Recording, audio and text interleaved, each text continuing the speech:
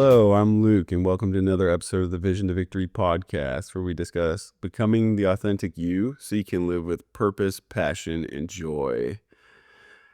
Today, I'm going to start by just giving the topic at the top here, and then we'll take some time to unpack it.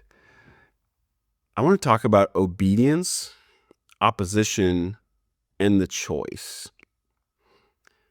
Have you ever felt the strong feeling like I should do this or say that, and then you don't? Or maybe it's something you shouldn't say or shouldn't do, and then you do it anyway. I've done this more times than I can count, more times than I care to count. There are so many times where maybe my wife and I were having a disagreement, or we're in an argument, and I've known I should not say something. I've known not to say exactly maybe what I feel like saying. And then I say it anyway. And look, we all know how that works out. Not great. Not great. Or maybe it's been something more serious. Like for me, I've discussed a lot about the need to stop drinking alcohol. And I knew it was what I should do, but was unwilling to. And then when I would stop for, any significant period of time, I'd then find myself in a situation, which for any number of reasons, I'd rationalize going back to it, and I would drink again. And I knew that wasn't the right thing to do. I knew that wasn't what I should do. At a very strong level, like I know, but I did the other thing. And while I could spend, so much time talking about why do we do this? Why do we do the things we know we shouldn't and don't do the things we know we should? And, there's a lot of reasons. And again, I can spend a lot of time on that, but frankly, I don't think that's the most valuable question. I don't think why do we do the things we shouldn't do is the most valuable question.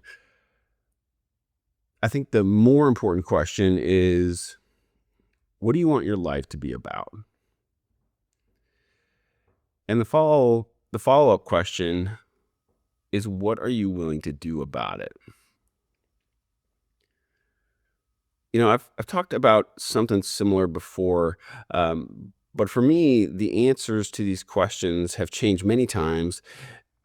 And at this stage, I find that it's impossible to honestly answer the question without starting from the end of my life. Now, again, if you've listened regularly, you maybe know that I've talked about this before, and it sounded something like this. When you reach the end of your life and look back, will you have regret or contentment with how you spent your time here? And it's maybe a somewhat common question, and it's not a bad question. I do believe it's incomplete, because I believe the truth is, when I take my last breath here on earth, I will then stand before God and will need to give an account for my life. And there will be no pretense or excuse.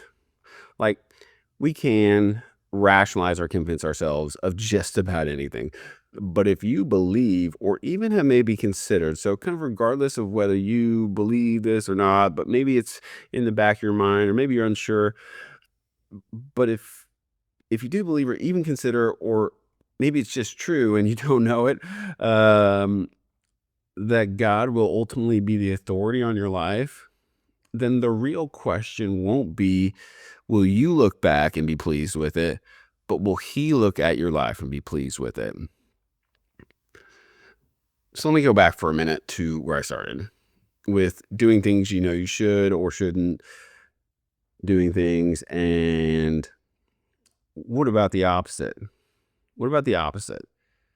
Have you known that you should do something, perhaps something challenging, or that you didn't want to do or were scared to do, and you did it anyway? What was the result there? For me, I can say that nearly every significant positive thing in my life has come on the other side of making those choices.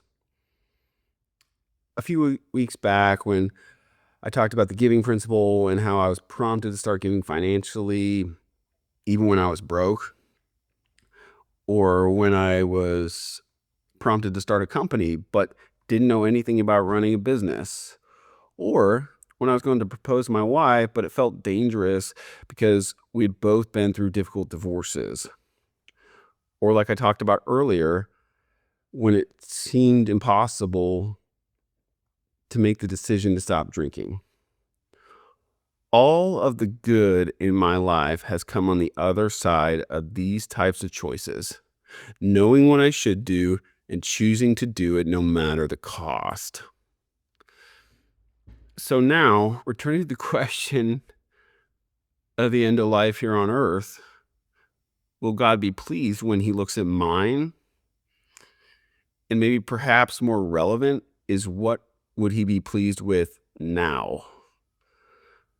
I believe it looks something like making those difficult choices that we know we should, even when it's uncomfortable. In fact, doing the right thing often happens outside of our comfort. So back to my title, Obedience, Opposition, and the Choice. At the beginning of each year, my wife and I choose a word, one that we feel prompted to be the theme for each of us individually. And my word this year was abundantly obvious to me: obedience. Which, if I can be transparent for a minute, uh, this is what I felt prompted to use last year. But as someone who doesn't like being told what to do, I didn't like the sound of that. So I chose something a little less demanding of me, perhaps. And frankly, the past year was challenging and not nearly as fruitful as I would have liked it to be. So this year, I'm choosing obedience. When I know what the right thing is, to choose it relentlessly without making excuses. When I believe God is prompting me to do something, that I simply just do it. Because not only is the good and meaningful stuff on the other side of those choices, but because when I do breathe my last breath, I want to hear, "Well done, my good and faithful servant." I want to leave you with this thought. Whenever we set out to make positive change and to do the right thing consistently, we will always be met with opposition. There will always be a reason to take the easy way out. And that is when the real choice happens. The choice for courage to do it anyway.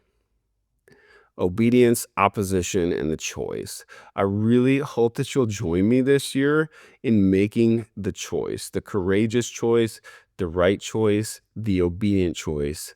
And if we do, we will reap the rewards. I really hope this was helpful for somebody. If it was, share it. Have a blessed day.